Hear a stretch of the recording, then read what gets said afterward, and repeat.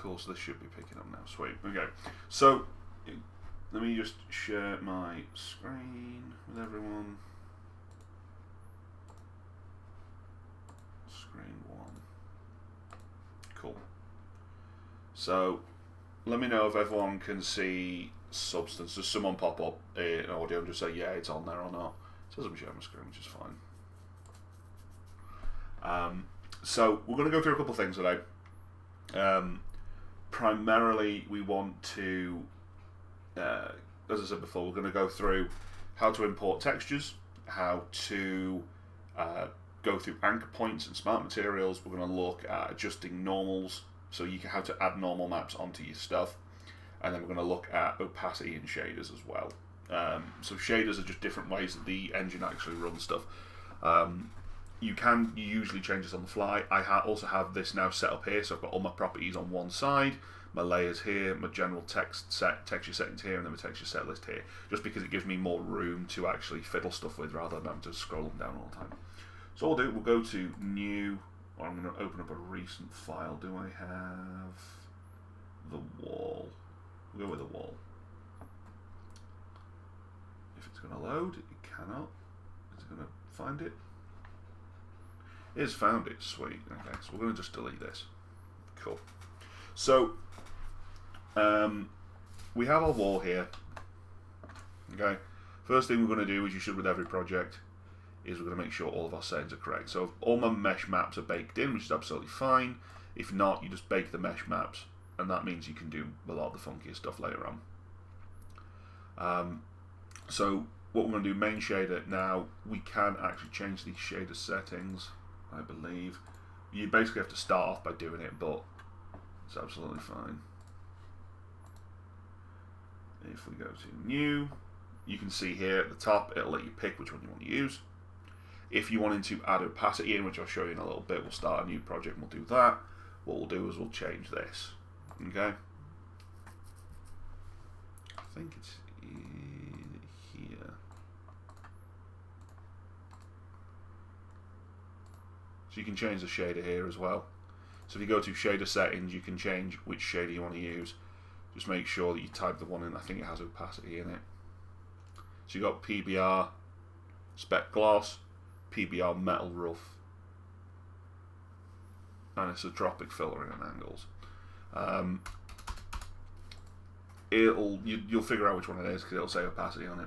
So first thing we're going to do, we're going to look at actually building, getting textures in here, right? So first thing we need to do, download any texture maps you want to download. It's absolutely fine. I've got rid of all the ones. Well, I've got some in here, but it's fine. When you do File, Import Resources, and it'll come up here. You go to Add Resources. We're going to go and find our textures, which I believe I have saved. Where did I save them? Yeah, here.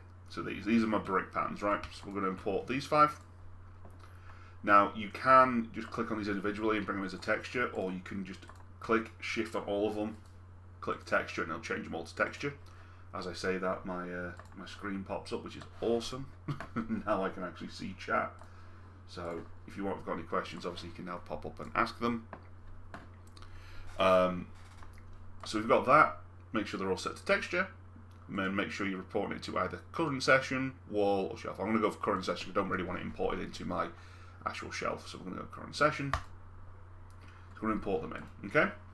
Now with any sort of texture like this, you want to make sure that you are putting them on a fill layer. If you just stick them on here, it's not going to work. Okay. So what you do, we create a new fill layer. Now what this does is it fills the entire layer with whatever you need. Okay. So the maps I've got here are my ambient occlusion, and if you just hover over it, it says it, or if you right click it, it'll say the name of it. Diffuse, which is our color. Our displacement, which is a height map, basically. We're not going to be using that. Normal, and our rough. Okay, so we're going to drag and drop these. So on the right hand side, make sure you've got all your texture maps in here. I'm not going to be using height, I can bin that. Metalness I'm going to keep as 0 because it's plaster, so it's absolutely fine, it doesn't really matter. If there are maps missing, you go to your texture set settings and you make sure that your map is here. So if, for example, your ambient occlusion map is missing, or you've got some other map that's missing, you can just click this little plus and it'll come up with a list of things you can use. Okay? So if it's using spec gloss rather than metalness and rough, you can add in specular and gloss, and you can then bin your your metallic and roughness. You can do that on a per texture set basis. It's absolutely fine. So we've got this wall texture, right? I'm just going to start dragging these in. So normal. You can start seeing now that the normal's actually popping up on there. We're going to add our colour, so put that in base colour. Metallic's going to say 0. Roughness is going to go in there. Ambient occlusion is going to go in there. And there we go. We've got a texture. Now, if you want it to scale this up so it doubles up in size, it's absolutely fine. Go to the scale button here. Change to 2. It'll double your texture. Now, it does start obviously showing it's repeating, but you can cover that up if you want with other things, okay? So that's how you bring textures in. It's really straightforward and simple. It's not like it's a whole process, okay? If you want to make them into materials, you have to do that through Substance Designer. We aren't using Substance Designer yet, so if you want to use these as just texture maps for now, it's absolutely fine. If you want to have it so when you come to materials and it shows up here, you have to go through either this, I think it's Substance Source or Substance Designer to do that. But again, if you want to look into that, that's your own thing. Okay, so we've got this. The next thing I kind of want to cover just super quick is in adjusting individual maps. So we'll do it on this because it's nice and easy. Okay, so if I'm wanting to only affect one particular map, right? So we'll just move that up there. So if I'm only wanting to affect, I don't know, the color of something, right? You can just right click on the layer you want and add a paint layer. And then what you can do is you can set it to only affect the particular layers. Now you can come down here to where your materials are and just click off everything else. So it will only affect your color, okay? Or you can have it only affect the metalness. So if we come in here and say it's only affecting metalness, we're going to push that up to 1 to make sure it's metal. Come in and start painting on it. There we go. You can see now that we've now got a metallic spot where there's meant to be, a rough spot, okay? Or if you only want to paint the roughness, you want to make it super shiny, we can just come in, paint that in, and then paint some roughness in elsewhere. It doesn't really make a difference with this, but you can kind of see if we turn it on an angle, you can see it's super smooth. We start painting this over.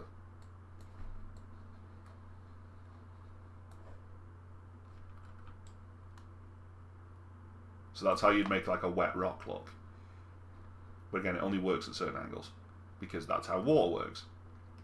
Okay, you could actually change the color as well. So if we undid that, so we make our base color, we just make it, I don't know, we'll make it a bit darker. We set our, if you want to say, oh, I only want it to, paint the color as an overlay rather than color it in completely like that, you can go in here. So go where it says layers, you can change the one you're looking at. So every, like in Photoshop, all your layers have different options. In here, every layer has an option, and within that, every map has an option. So if you want to just affect how the metallic value works, you come in here, change that to metallic, look at this, and you can change how that works. Or you can change how the base color works. So I want to set my base color to, so we'll show here. So this is what normal looks like. So again, we can kind of see it just looks a bit like paint, wet paint. And then if I change this to, I don't know, say overlay, slight differences there. Or we can go to multiply. And again, notice how it's changing the entire layer as I want to do it. It's not just affecting what I'm painting, it's changing the actual way that's rendering as well. So we go to multiply, it'll look wet. Okay? So if you wanted to do it with, I don't know, blood, for example, right? We can make it like dark red. We could have some streaky blood in there. Then we could come back in. Now again, if you want to do it on a layer by layer basis, we could then go in and add another paint layer, make this like a little bit rougher, have it underneath.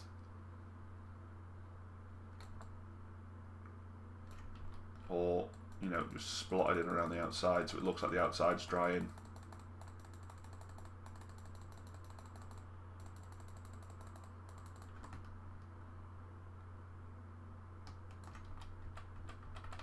Does that make sense? Attack of the tomato ketchup stain. Yeah, exactly.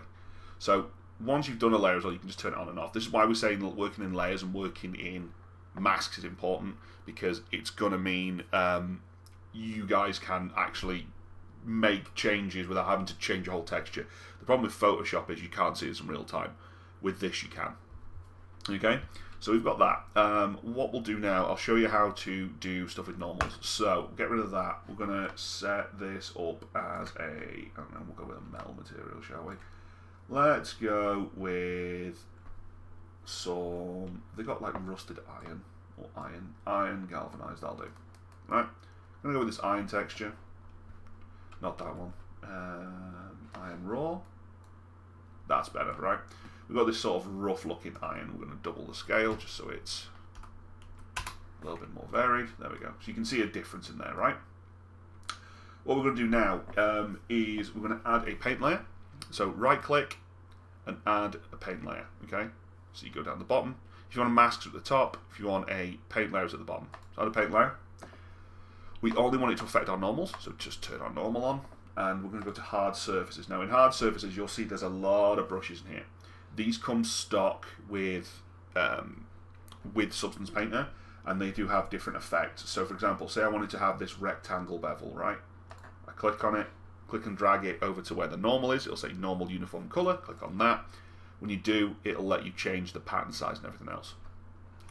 It won't change on here. What it'll do in the top right corner, it'll show you what the changes are happening. So for example, if I squish it in, or make the corners bigger, or make the bevel thicker, you know, it'll show you in real time. You can change the mode, whether you want it to pillow, whether you want it to come in, or whether you want it to like dip out. You know, we're going to go for in for the time being.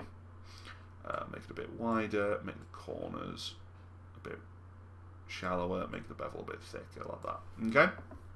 So what this allows us to do now is if I just start plonking these on, like this, it's going to allow me to do this. I think R is rotate, or is it? There's a button that allows you to rotate. You can rotate it in here as well, though. So if you want to rotate the angle by like 90 degrees, you can just type in 90 here. There is a shortcut for it. I'm just not 100% sure what it is. So there we go. So I can just start adding that in. Or then if I want, I don't know, make it go out, I can then come in and plonk that down here. You know, say you were doing some sci-fi ship, okay, you could do that. And then we could plonk that over there, and it'll combine them all together, okay? But look how the object's still flat, but I've got these normals in. I'm guessing naming layers is important. Yeah, 100%. It's really, really important. But you don't have to just use one object. You can come in and, you know, add stuff in over the top as well. So we're going to plonk one there. We'll plonk. If you want to double up how effective it is, you can just keep clicking on it. It will just stamp over the top. You can also, I think, duplicate a layer as well. There should be an option to duplicate the layer, I think. Multiply, maybe? No, normal.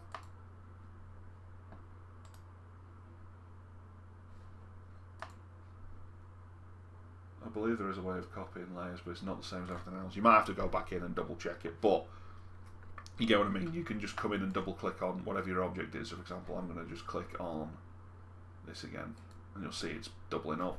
I'll come back in here, make that look really beveled in. Then I can, you know, do whatever I need. And there we go, we've got this shape, right? Now you're probably thinking, that's all cool, but what happens if I want to add a material over the top? Well, what you can do then is, if we go back to our materials, and we're going to find, I know, a rust. Do I have a rust material? I do. Rust, fine. Pop over the top. Now I'm just going to completely overlay the top of it. That's a problem, okay? Because we've lost all that metallic detail. I want rust to just pop up around the outside edges where there's like rust and stuff like that, which is fine. But the problem is we haven't set that up. Go back to your iron raw or whatever the material is, and what you want to do is right click, add an anchor point, okay? What anchor point does, we're going to say this is our, we'll call it iron raw damage, that's fine. We'll leave it as that. What this allows us to do in a minute is it allows us to basically take whatever we've added to this paint layer and it will basically create like a snapshot of what it is. So we'll go back to our rust, we will go to generators or smart masks, and we'll add just a metal edgeware. So we'll go to, where's a metal edgeware? We'll go with rust. Pop rust over the top. It's not really doing a whole lot.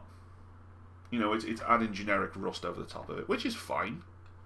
It's not what we're after. We'll go with edge scratches. That's not doing anything. Now you're probably thinking, oh, that's a bit crap. What we can do, if you come to where it says metal edgeware, it's set as a actual generator. So if you go on the generator itself, what we can do is if you scroll down, you'll see there's an option here called micro normal. Click on that. Go to anchor points and click on iron raw damaged. It's not done anything yet. We haven't activated it yet. Where it says reference channel, make sure it's always on normal, because that's the what we're doing. We're doing the options in the normal channel. And then you go to micro details. Micro details turn micro normal on, and you'll notice we've now suddenly started getting rust around the edges of our actual normal. Now that's not a lot, but we have all these options. So we can change how much wear we want. We can start adding contrast in, so it'll actually start increasing the amount of wear. We can blend it all together. Grunge amount, grunge scale, so we're going to make the grunge just a bit bigger. Grunge amount. We're going to go for edge smoothness down, ambient occlusion masking, curvature weight, curvature intensity, height details, AO radius, AO depth. So you can change all sorts of stuff with this. So it allows you to actually go in and add detail in. Now what this also means is if we go back and, I don't know, add in stuff to our paint layer. So remember, we're still working on masks. If we go back to our paint layer here, and I want to add in, I don't know, another hard surface, let's go back to our, let's add in this shape here, because why not? Right? If I come in and paint this in here, it's going to automatically add the rust in. Because what the generator is doing is it's looking for the edges. If I keep clicking on it like that, obviously it gets a bit too deep and dark, but that's fine. So we go back in, it's going to add that in, and then if I don't know, I can add in another shape. Let's go with some screws. So add some screws into this panel, right? It's a bit too big, it's absolutely fine. I can scale that down. I'm going to pop. Make sure it's coming out. Pop that one. Pop that one. Pop that one. Pop that one. Like that. Okay? Now, we could then add an anchor point to this and have, you know, paint over the top. So that's what I'm going to do. So I'm going to go to this. Oop. We're going to go in here. We're going to add an anchor point. I'm going to call this rust. Pop that over the sharpen, which is fine. I'm going to add a paint layer over the top. So materials. Ooh, that was my email.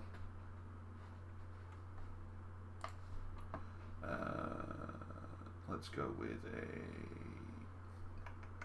plastic PVC. Why not? Okay. So it's completely covered the material again. So what we can do, again, we want it to affect not our height on normal. So we want it to affect normal. Make sure as well on this one as well. If you go to your material, make sure that your height's affected, not your normal. So we'll come here. There we go. Now we're going to do the same thing here. So we can come back in, we can add a generator in. So you go to your generators panel or smart masks panel.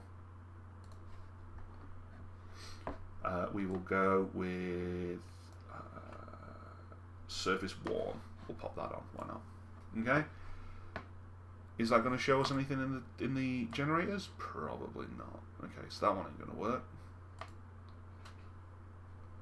Mask editor. Oh yeah, it is. Right, you have to click on mask editor itself. Normal, anchor points. We're going to go with fine rust mask. Or you can go back in and make sure it's your iron damaged. Make sure it's using the normal. Make sure your normal is turned on. Invert it.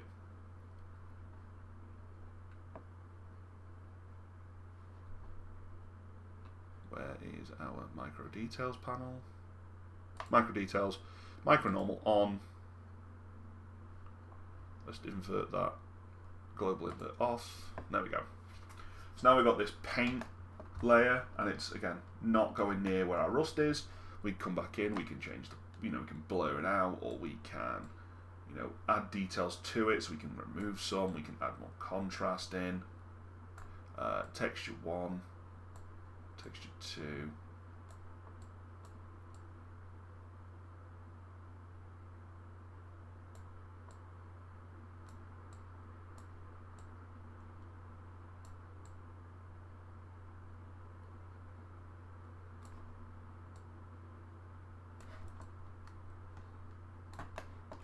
And if you really, really are struggling, like, oh, what material is this sheet even made of at this point?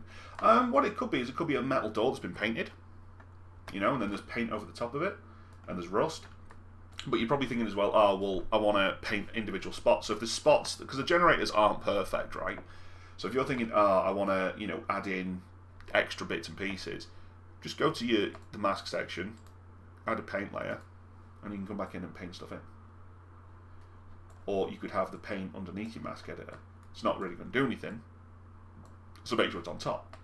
But you can come back in, you can paint stuff in, or you could paint areas out if they are, if there's too much. Remember, X is your alternate brush, so if you're wanting to add stuff in, it's white. If you're wanting to remove stuff, it's black. That's a little bit about Smart Mask. So you can come in and just paint in these panels. Obviously use brushes that maybe make the paint look a bit more flaky. And there you go. That's how you add materials to it. And then if you obviously want to check how it looks when it's rendered, you press F10.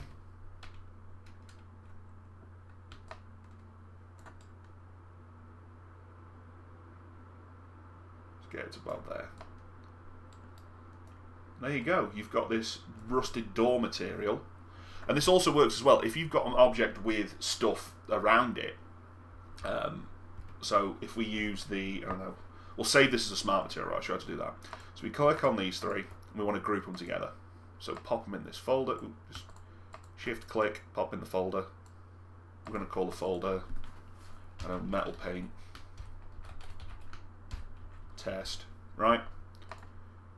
So that's now just a folder. If we right click on it and go to create smart material, go to our smart materials, we look for, we go to our smart materials and look for metal paint rust or whatever we've called it. Metal paint, there you go. It's now created this for us. So if we were to now open up, I don't know, an example and open a sample, right? So we'll save that anyway. We'll go with the meat mat.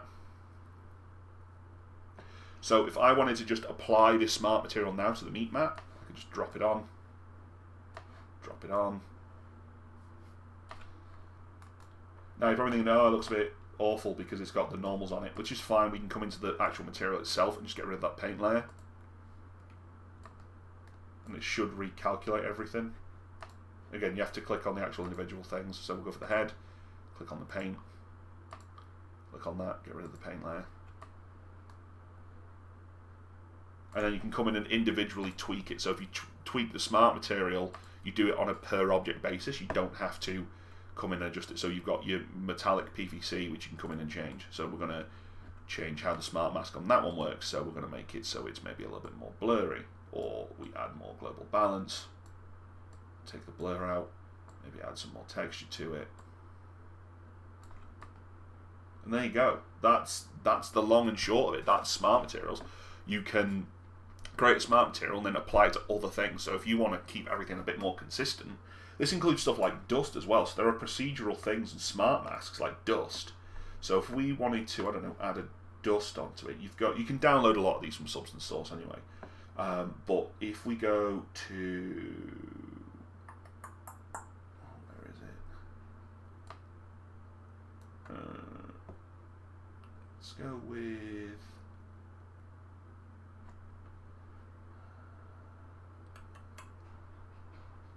Let's just go with a generic dirt filler, shall we?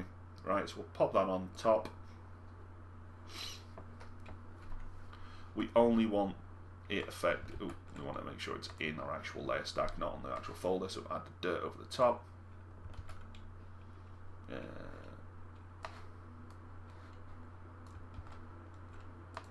We'll create a new material actually over the top first. That's probably a better idea. Let's go with this mortar wall, shall we? Then we're going to add the smart mask of dirt. Wherever I just found it.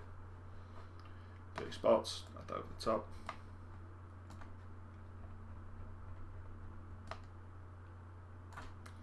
Go into our mask editor. So you can see it's kind of thing in it. Now what I want to do is I want to make it set to an overlay maybe, or a multiply, so we'll go with overlay. Multiply! It's not doing a whole lot.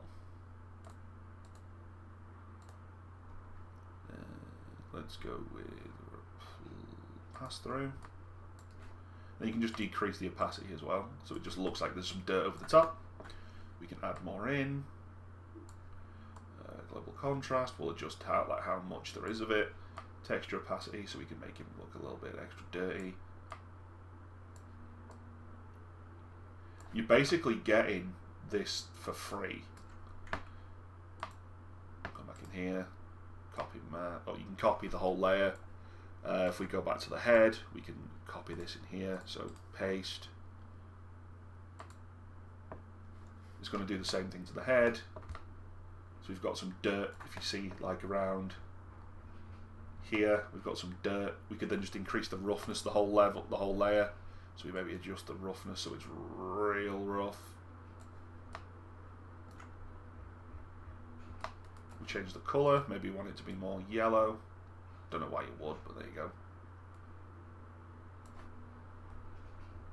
So it's all about just adjusting stuff and then trying it out. And then obviously if you want to check how it looks rendered, in this non-rendered view, you're going to see like this thing called haloing around metal to plastics or metal to non-metals. It happens, but when you go into render mode, it doesn't really show up that much. Come on. It's warming up. There you go.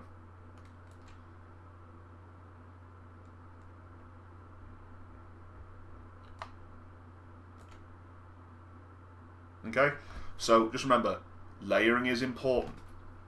Using smart masks is important to do a lot of the work, and you come in and manually adjust it. Okay, so that's that done.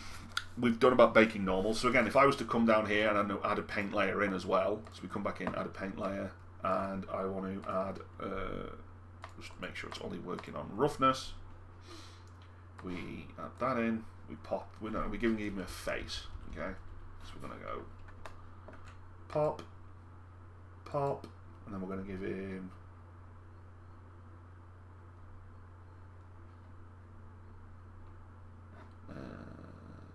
is there a mouth? We'll go with this as a mouth, why not?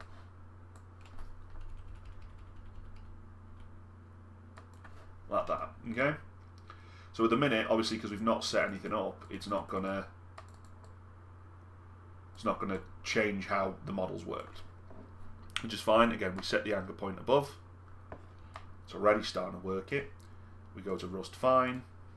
We adjust our mask or our metal edgeware.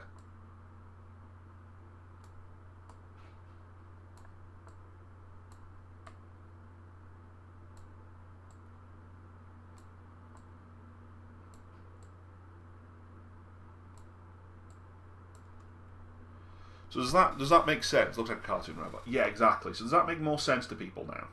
You could obviously also just go in and have it only affect specific areas. So if I wanted to do another metal edgeware and have the face be a little bit more extreme, what I could do is I could just add another metal edgeware. So I'm just going to...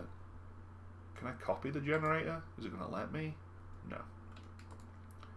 Which is fine. We will just add in another generator. Metal edgeware. We only want it to affect this area, so we're gonna. Can I set a mask for that? I cannot. That's fine. But you get what I mean? It's like you can come back in, you can change a lot of these settings and make it so it's affecting your models in the way you want it to affect them. Okay? Opacity and shaders. So, we were talking about before about how to make sure that you're, if you wanted to add opacity to a model for whatever reason, you can do that. So, first thing we want to do is go to, say, the base head. Shut up, phone. Go to your texture settings, or your shader settings rather, PBR rough metal. We want to go to PBR, and there's a couple options. I think it is not layering, not 10 materials. Rough.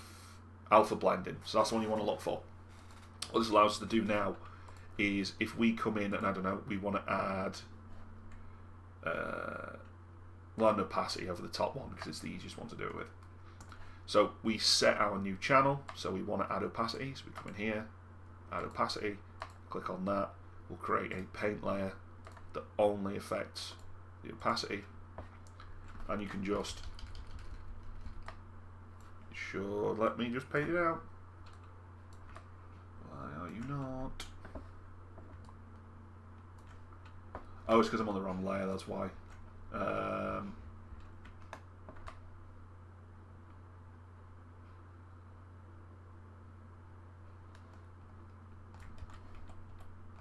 May have to do it on the plastic and set that up as a paint layer. Add a paint. So see how on the alpha layer itself, it's actually setting it up as transparent. I can see through the model. It's not super clear at the minute, but if we do that, you can kind of see what I mean. So that's how you do opacity. Obviously, you don't have to set it at 100%. You could set it to it's a little bit transparent. So it's sort of foggy. So if you're making foggy glass, you can set the opacity at like 0.3, or you could do a fill layer at 0.3, and that way it's only a little bit transparent. Okay? Does that make sense? I'm just going to bin that layer because I don't want it to blend off. So if you are using opacity layers for whatever reason, that's why. Is this also using opacity? No. Turn opacity off. There we go. Fixed it now. So that's all I want to really cover today. I know that's probably blown your head up a little bit.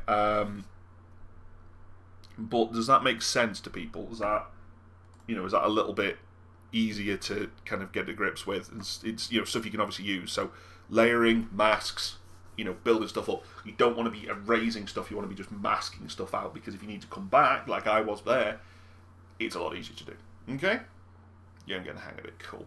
I think it's one of them things of you just got to follow this video and just have a play. Smart materials are going to be really helpful, especially if you're using a lot of the same material across multiple things. You can create the smart material and then just apply it to your other materials and tweak it rather than having to do everything all the time. So I'm going to stop the recording.